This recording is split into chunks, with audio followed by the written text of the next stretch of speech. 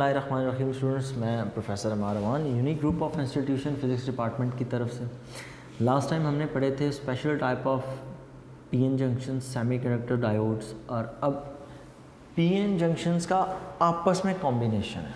मतलब अब हम दो पीएन जंक्शंस को इन अ सेंस आपस में ज्वाइन करेंगे।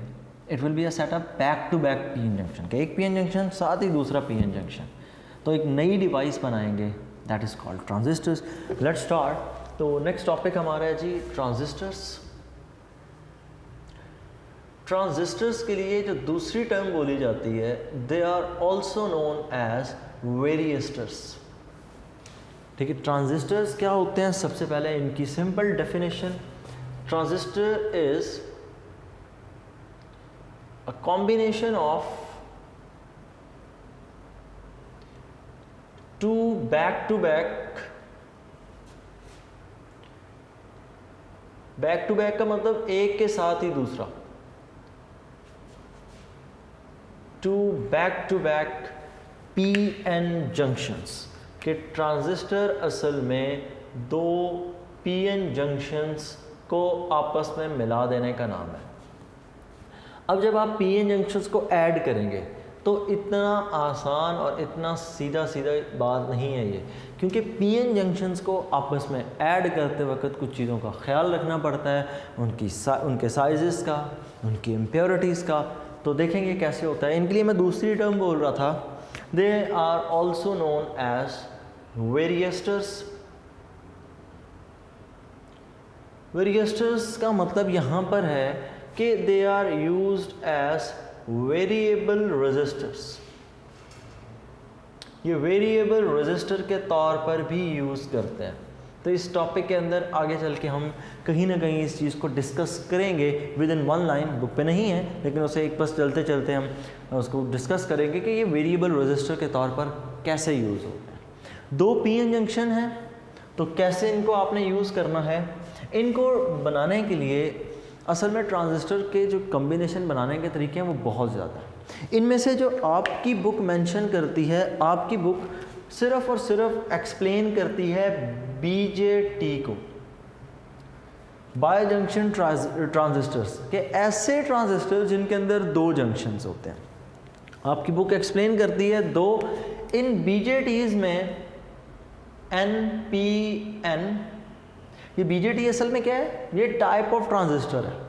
और BJT mean by junction transistor कि जिसके अंदर दो जंक्शंस हैं, टू बैक पीएन जंक्शंस। और दूसरी इसकी जो टाइप है दैट इज पीएनपी।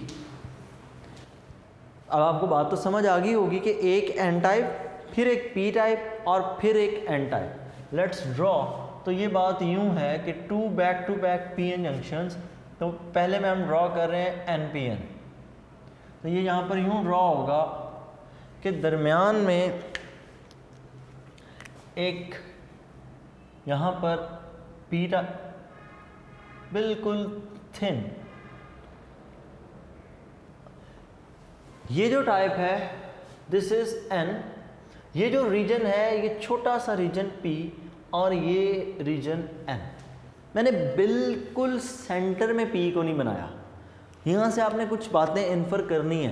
ये डायग्राम्स को गौर से देखना है ताकि आपको हमेशा डिफरेंस याद रहे। इसी तरह दूसरा जो इसमें यूज़ होता है वो कुछ इस तरह का है कि यहाँ पर भी उसी तरह दो back to back PN junctions. यहाँ पर भी जब आप पी को ड्रॉ करेंगे तो बिल्कुल सेंटर में नहीं करेंगे, सेंटर से स्लाइटली लेफ्ट साइड पर इसको रखना है, ज़्यादा नहीं, थोड़ा सा। अब की बार ये टाइप है, यहाँ पर आपने बना रखा है P, यहाँ पर N और यहाँ पर P। नेक्स्ट, इनमें ये जो तीन पोर्शंस हैं इनको बाकायदा एक अलग अलग नाम दिया जाता है। ये जो पोर्शन है दिस पोर्शन इज एमिटर। ये जो छोटा सा पोर्शन है this one is called base, और ये जो लास्ट है दिस इज कॉल्ड कलेक्टर। तो सबसे पहली चीज़ इसमें आ गई एमिटर, जो कि एमिट करेगा। क्या एमिट करेगा नेक्स्ट देखेंगे उसको। उसके बाद दूसरी जो है वो है base, and the last one is collector. Collector mean जो कि चार्जेस को कलेक्ट करेगा। एमिटर, एमिटर में दो प्रॉपर्टीज, नंबर 1 एमिटर का साइज, नंबर 2 एमिटर की इम्प्योरिटी।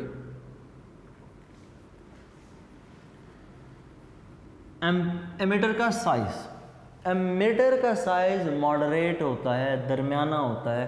मतलब अगर मैं साइज़ की बात करूं तो डायग्राम से क्लियर है कि कलेक्टर का साइज़ सबसे बड़ा है, एमिटर का साइज़ सबसे छोटा है और बेस का साइज़ एमिटर का साइज़ मॉडरेट है, दरमियाने दर्जे का, और बेस का साइज़ सबसे छोटा है। तो साइज़ के मुकाबले में सबसे बड़ा होता है कलेक्टर, साइज़ कलेक्टर का लार्ज होगा। जबकि इम्प्योरिटी से यहाँ पर मुराद है मेरी डोपिंग, ठीक है। डोपिंग क्या आपने जो उसमें सेमीकंडक्टर्स ऐड करने हैं वो किस तरह से करने हैं। और इसका जो साइज़ है एमिटर का, ये साइज़ होता है मॉडरेट, दरमियाने दर्जे का। नेक्स्ट बेस पे आ जाएं तो बेस का जो साइज़ है, बेस का साइज़ बहुत ही कम होता है। It is the order in the order of 10⁻⁻6 metres, बहुत thin, you can say like a sheet, इतना स्मॉल होती है बेस।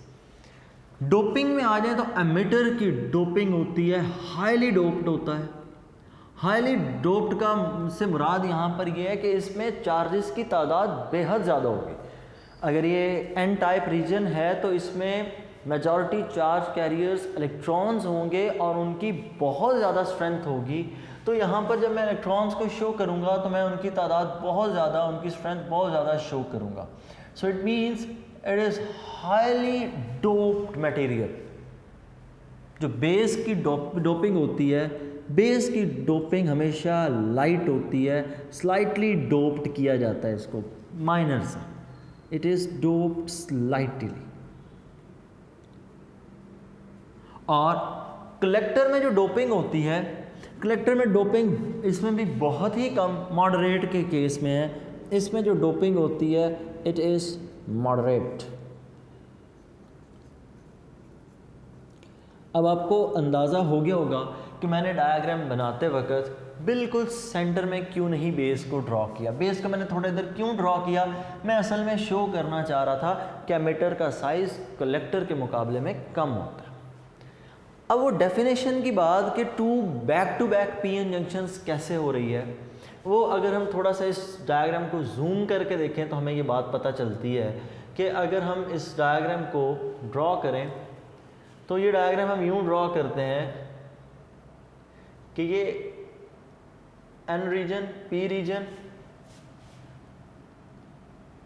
तो होगा यूँ कि जब दो एन और दरमियान में एक पी को आपने सैंडविच कर रखा है कि यहाँ पर ये एन टाइप है, दरमियान में एक बिल्कुल थिन पी टाइप है, यहाँ पर सेंटर में नहीं उसको ड्रॉ करेंगे, थोड़ा सा साइड पे, ये दरमियान में आ गया पी रीजन और ये एंड पे फिर एन टाइप है। This is an NPN transistor. इसको जब आपने करंट प्रोवाइड करना है, एक आपने वायर यहाँ से अटैच करनी है, एक वायर हमने टर्मिनल यहाँ से अटैच करना है, एक टर्मिनल हमने यहाँ से गेन के लिए अटैच करना है। So now what will happen, इसके अंदर टोटल जो सर्किट्स, टोटल जो वायर्स आप यूज़ कर रहे हैं वो 3, यहाँ पर 2 PN जंक्शन बनेंगे। एक यहाँ पर N और P के दरमियान में जंक्शन क्रिएट होगा,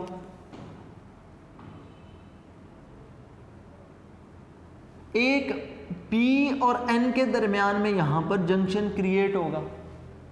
तो जो जंक्शन यहाँ पर, ये पोर्शन कौन सा है, एमिटर, सेंट्रल पोर्शन कौन सा होता है, बेस, और ये कौन सा होता है, कलेक्टर। तो 2 जंक्शन हो गए। ये जो जंक्शन बन रहा है इन दोनों के दरमियान में, एमिटर और बेस के दरमियान में, it is known as emitter base junction. This is called emitter base junction. जबकि दूसरी तरफ अगर हम देखें तो वहाँ पर कलेक्टर और बेस को हमने अटैच कर रखा है। तो यहाँ पर जब इन दोनों के दरमियान में हम जंक्शन की बात करेंगे तो it will B collector base junction, कि हमने कलेक्टर और बेस को आपस में अटैच कर रखा है। तो दो जंक्शन यहाँ पर बनते हैं, एक एमिटर बेस और एक कलेक्टर बेस जंक्शन, कि एक में हमने एमिटर और बेस को ज्वाइन कर रखा है, जबकि दूसरे में हमने कलेक्टर और बेस को ज्वाइन कर दिया। Now it's time for biasing, लेकिन उससे पहले इनके सिंबल्स। तो इसका जब आपने सिंबल ड्रॉ करना है तो first you will draw line, बिल्कुल स्ट्रेट लाइन। इस लाइन को ड्रॉ करने के बाद इसके सेंटर में नहीं, थोड़ा सा स्लाइटली लेफ्ट साइड पर आपने यूं एक लाइन ड्रॉ करनी है। एक आपने यहाँ से यूं ड्रॉ करना है टर्मिनल, एक टर्मिनल आपने यहाँ से यूं ड्रॉ करना है। बनाते वक्त इस चीज़ का ख़ास ख्याल रखना है कि इस साइड पर लेंथ कम हो, इस साइड पर लेंथ ज़्यादा हो, और इसको यहाँ से यूं आपने स्ट्रेट वायर्स आगे बना देनी है। यहाँ पर एमिटर, ये दरमियान वाला पोर्शन बेस, और ये पोर्शन है कलेक्टर का। सेम जब आपने इसका सिंबल ड्रॉ करना है PNP का, तो इसमें भी उसी तरह सेंटर में लाइन नहीं ड्रॉ करनी। यहाँ पर जब आप कनेक्शन टर्मिनल ड्रॉ करेंगे तो ये कुछ यूँ एमिटर, ये बेस, और यहाँ पर यूँ कलेक्टर। और जो साइज़ का आपने ख़ास ख्याल रखना है कि एमिटर का साइज़ छोटा होना चाहिए एज़ कंपेयर टू कलेक्टर। तो अब ये है type N, this type is NPN, और ये है PNP। तो आपने एरो हमेशा जब भी आपने NPN या PN जंक्शन इनको ड्रॉ करना है तो आपने हमेशा एरो P से N की तरफ ड्रॉ करना है। तो NPN में एरो यहाँ से इधर ड्रॉ होगा, और PNP में जो एरोज ड्रॉ होंगे वो यहाँ से P से N की तरफ ड्रॉ। तो these are the symbolic representation of PN junction. अब नेक्स्ट टर्म है, जो सिचुएशन है PN जंक्शन की बायसिंग। PN जंक्शन की बायसिंग से मुराद कि आपने PN जंक्शन को करंट प्रोवाइड करना है। तो मैं पहले एक सिंपल डायग्राम, मतलब मैं एक बेसिक सर्किट से शो करूंगा, और फिर आपको समझाने के लिए सिंबॉलिक डायग्राम से भी उसको शो कर देंगे। तो यहाँ पर यूँ है कि ये आपके पास एक PN जंक्शन, मैं आपको समझा NPN रहा हूँ। PNP में भी वर्किंग का तरीक़ाकार बिल्कुल सेम रहेगा, बस वो छोटी छोटी चीज़ें उनको आपने जहन में रखना है, गलती के चांसेस ना हो तो ज़्यादा बेहतर है। अब मैं इनके ऊपर एमिटर, बेस और कलेक्टर के हिसाब से लिखूँगा। याद रखना है कि ये टाइप N है, ये P है, और ये N टाइप है। नेक्स्ट यहाँ से आपने कनेक्ट कर देना है बैटरी को। इधर भी आपने उसी तरह एक बैटरी कनेक्ट करनी है। यहाँ पर एक छोटी सी रेजिस्टेंस आपने सर्किट में इंस्टॉल करनी है ताकि वो करंट को कंट्रोल कर सके। It is used as an input resistance कह लें, और ये जो रेजिस्टेंस है इसको हम नाम देते हैं, इट इज़ रेजिस्टेंस RB। आप कोई भी नाम दे सकते हैं, आप बाउंड नहीं है। ये पोर्शन है एमिटर का, यहाँ से जो वायर आप अटैच करेंगे it will be the wire of base, और ये वाली जो वायर है it is obviously of collector. यहाँ से आगे हम अटैच करेंगे यहाँ पर एक बैटरी। अच्छा, ये N टाइप है तो आपने इसके साथ यहाँ पर नेगेटिव, और P टाइप के साथ यहाँ पर हमने यूज़ करना है पॉजिटिव। और यहाँ से सर्किट को कंप्लीट करने के बाद आपने इसको लाकर ज्वाइन कर देना है P टाइप से। सो लाइक दिस, ये कुछ सिचुएशन हो जाएगी। और इधर से भी यहाँ से बिल्कुल उसी तरह सर्किट कंप्लीट करना है, और सर्किट को कंप्लीट करने के बाद यहाँ पर आपने एक आउटपुट रेजिस्टेंस, लेट से RC, ज़रूरी नहीं है कि यही नाम लिखें, आपने RC यहाँ पर कनेक्ट कर देना है, और RC को आगे हमने अटैच करना है एक दूसरी बैटरी के साथ। यहाँ पर बैटरी नंबर 1, यहाँ पर बैटरी नंबर 2 यूज़ होगी, और यहाँ पर नेगेटिव है तो इसके सामने आप रखेंगे पॉजिटिव को, फिर नेगेटिव को, फिर पॉजिटिव को, फिर नेगेटिव, और यहाँ से सर्किट को कर देंगे कंप्लीट। मैंने क्लियरली इस बात को यहाँ पर बनाने की कोशिश की कि ये बैटरी बड़ी हो, ये बैटरी स्मॉलर हो। तो यहाँ से आप इस सर्किट को कर दें ग्राउंड, ताकि आपको करंट लगने के चांसेस कम हो। नेक्स्ट, करंट का फ्लो जो आपने मेन चीज़ समझनी है, दो बैटरीज हैं, ये बैटरी है VCC और ये जो बैटरी है इसको हम नाम देते हैं बेस्ड बायस्ड वोल्टेज और कलेक्टर कंट्रोल्ड वोल्टेज है VCC। VBB based biased voltage या पोटेंशियल डिफरेंस और कलेक्टर कंट्रोल्ड वोल्टेज।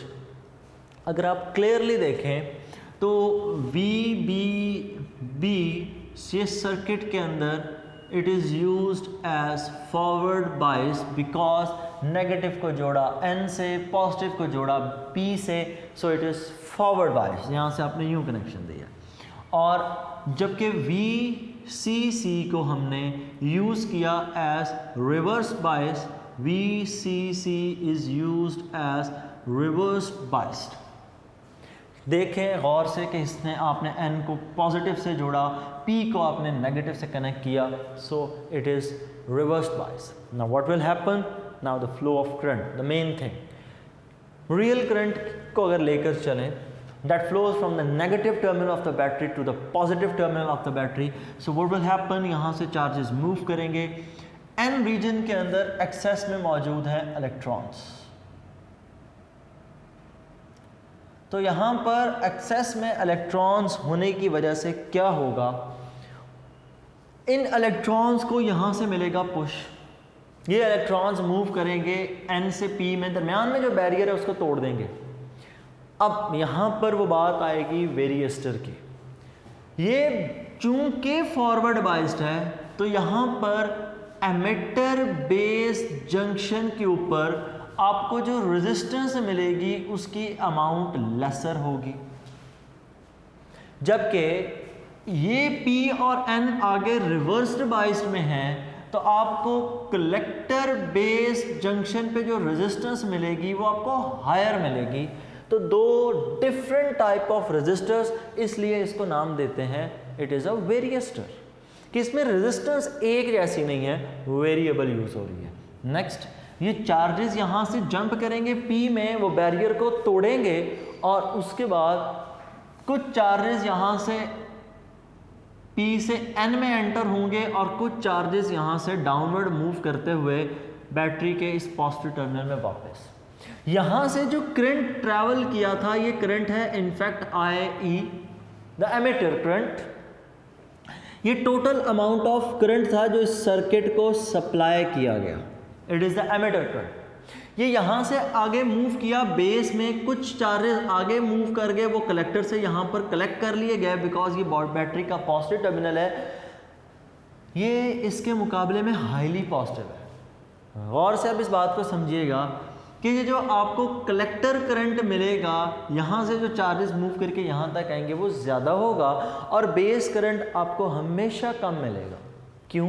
क्योंकि चार्जेस ने जब यहाँ से यहाँ पर जंप करना है तो आगे कलेक्टर मौजूद है, कलेक्टर के साथ जो बैटरी अटैच की गई है वो बैटरी VCC ये पोटेंशियल VBB से ज़्यादा रखती है। पोटेंशियल ज़्यादा होने की वजह से उसका चूंकि पॉजिटिव टर्मिनल स्ट्रॉन्ग है तो वो ज़्यादा चार्जेस को अपनी तरफ अट्रैक्ट कर लेगी और बहुत थोड़े चार्जेस होंगे जो VBB के पास वापस जाएंगे। सो जो IB करंट होगा, IB will be very small, बहुत छोटा सा एक माइनर सा करंट होगा क्योंकि उसकी बैटरी इतनी स्ट्रांग नहीं है, वो चार्जेस को इतनी तेज़ी से इतने स्ट्रांगली अट्रैक्ट नहीं कर पा रही। तो अब हुआ क्या, जो एमिटर को करंट दिया था वो यहाँ पर पहुँचने के बाद दो हिस्सों में डिवाइड हुआ, कुछ कलेक्टर के पास और कुछ वापस बेस से होता हुआ VBB के पास।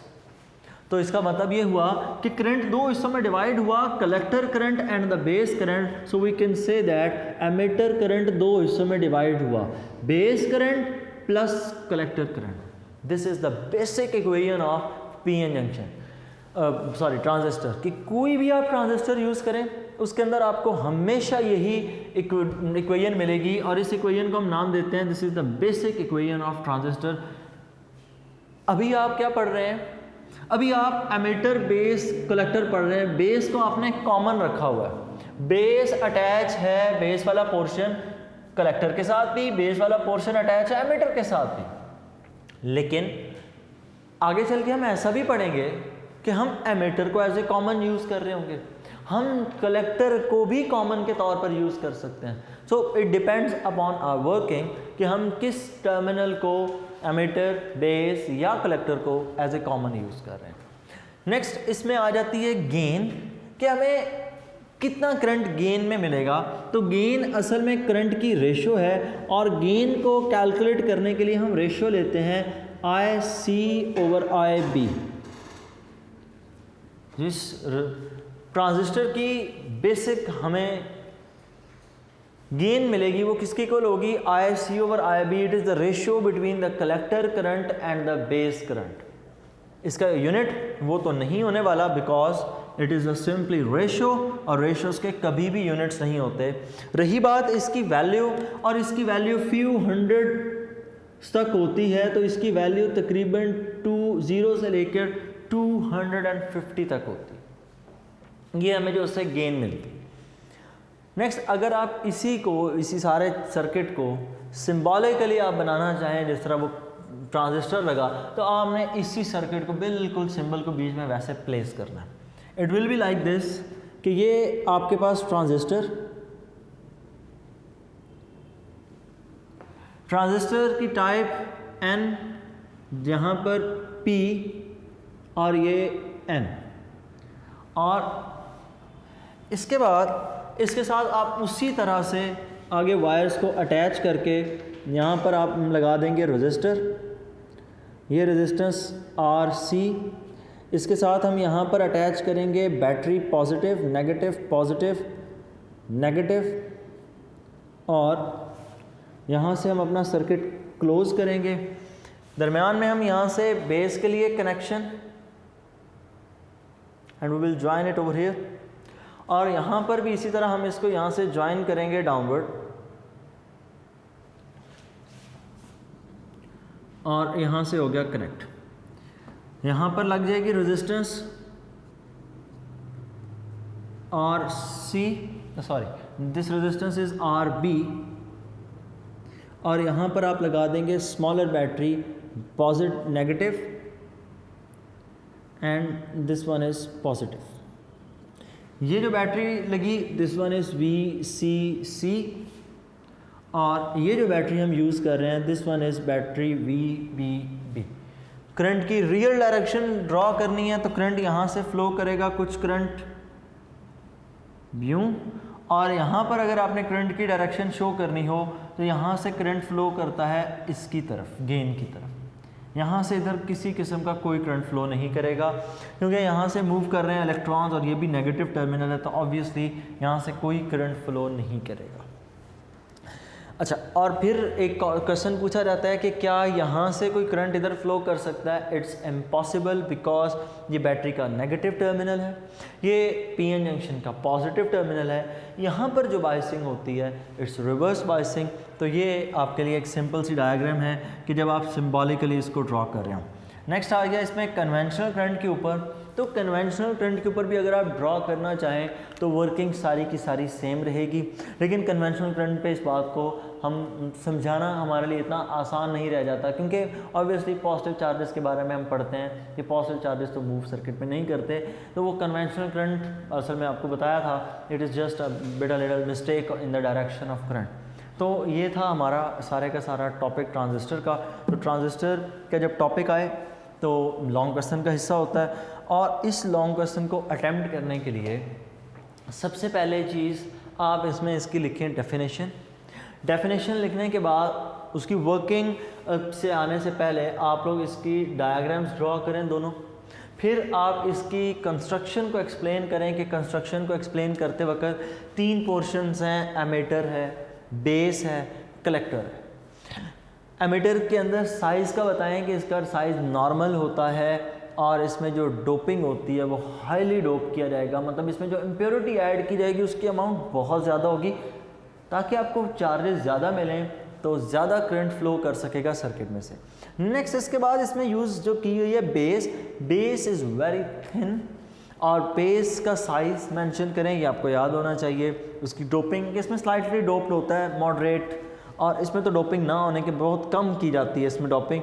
साइज़ इसका सबसे बड़ा होता है क्योंकि ऑब्वियसली इसने चार्जेस को कलेक्ट करना है, तो ज़्यादा चार्जेस इसके पास इकट्ठे हो जाते हैं क्योंकि बेस करंट तो आपने देखा कि बड़ा माइन्यूट सा करंट है, तो ज़्यादा करंट कलेक्टर के पास जाता है। सो नेक्स्ट यहाँ पर जो आपने इसमें चीज़ लिखनी होगी, you will definitely go to the symbols. आप यहाँ पर सिम्बल्स ड्रॉ करेंगे, दोनों के सिम्बल्स के एरोज एक्सप्लेन कर दें। नेक्स्ट इसमें दो जंक्शंस आपने एक्सप्लेन करने हैं। तो दो जंक्शंस यहाँ पर बनते हैं, एक एमीटर बेस जंक्शंस, एक कलेक्टर बेस जंक्शन। एमीटर और बेस के दरमियान में जंक्शन, कलेक्टर और बेस के दरमियान में जंक्शन। फिर ये यहाँ तक होगी इसकी कंस्ट्रक्शन। फिर आपने ये डायग्राम ड्रॉ करके बाकायदा इसकी वर्किंग एक्सप्लेन करनी है कि वर्किंग होती किस तरह है, कि किस किस बैटरी को आपने यूज़ किया। दो बैटरीज यूज़ की हैं, एक VBB, एक हमने यूज़ की VCC। VBB को हमने यूज़ किया एज फॉरवर्ड बायस्ड और VCC को हमने यूज़ किया इन रिवर्स बायस कंडीशन। VCC हमेशा VBB से बड़ा होता है ताकि वो चार्जेस को ज़्यादा अपनी तरफ अट्रैक्ट कर सके, ताकि हमें गेन ज़्यादा मिले। ऑब्वियसली जब वो ज़्यादा चार्जेस को अपनी तरफ अट्रैक्ट करेगा, कलेक्टर उतना बढ़ता जाएगा, कलेक्टर जितना बढ़ता जाएगा गेन उतनी ज़्यादा होती जाएगी। हमें जो आउटपुट सिग्नल मिल रहा है ऑब्वियसली वो पहले से ज़्यादा हो जाएगा। सो नेक्स्ट आप जब ये ड्रॉ कर लें, एक्सप्लेन कर लें, उसके बाद आप सिंबॉलिक बनाना चाहें वेल एंड गुड, ना भी बनाएं कोई इशू नहीं है। हाँ, अगर आपने एक रियल करंट पे ड्रॉ की है तो कन्वेंशनल करंट पे भी ड्रॉ कर दें, लेकिन आप उसको एक्सप्लेन ना करें। और ये दोनों बेसिक इक्वेशंस, इन दोनों का जिक्र बीच में ज़रूर करना है एंड पे। और ये जो गेन वाली इक्वेशन है इसको आपने नाम देना है, it is the basic equation of transistor. Her transistor में ऐसा होता है कि कमेटर करंट हमेशा base current plus collector current के इक्वल होता है, और जब गेन का फॉर्मूला लिखना है तो gain is the ratio between the collector current to the base current, और फिर आपने एंड पे उसकी गेन को एक्सप्लेन कर देना। So this is the whole topic, इसको पढ़ें, समझें। नेक्स्ट हम इस टॉपिक को, ट्रांजिस्टर को आगे यूज़ भी करेंगे, इसको अप्लाई करेंगे इनफैक्ट। और इसकी जो सबसे इम्पॉर्टेंट एप्लीकेशन है वो इसको यूज़ किया जाता है एज एन एम्पलीफायर। मतलब ये हमारे लिए आउटपुट का सिग्नल इंक्रीज़ करेगा, उसको एम्पलीफाई करेगा। नेक्स्ट इसमें हम स्विच के तौर पर भी पढ़ते हैं। और फिर जब हम डिफरेंट ट्रांजिस्टर्स को आपस में कनेक्ट करते हैं तो वो एक ऑपरेशनल एम्पलीफायर बना देते हैं, जो कि एक सिंपल एम्पलीफायर से भी कहीं ऊपर है। तो यही गेन जो अभी सिर्फ फ्यू हंड्रेड तक बुक पे मेंशन है, जिसको मैंने क्लियरली कह दिया कि 0 से 250 तक होती है, ये यहाँ से इंक्रीज़ होके एम्पलीफायर के केस में 1000 तक पहुँचेगी। और जब आप ऑपरेशनल एम्पलीफायर पढ़ेंगे तो उनमें हम इसी गेन को 10⁻⁶ तक पहुँचा देते हैं। तो जो समझाने वाली बात वो यही है कि टॉपिक्स एक के साथ दूसरा, दूसरे के साथ तीसरा लिंक करेगा, और ये लिंक्स जितने बढ़ते चले जाएंगे आपको कॉन्सेप्ट की ज़रूरत उतनी ज़्यादा पड़ेगी। और इसको ध्यान से समझिएगा ताकि अगले टॉपिक्स आपके लिए करने आसान हो। अल्लाह हाफ़िज़।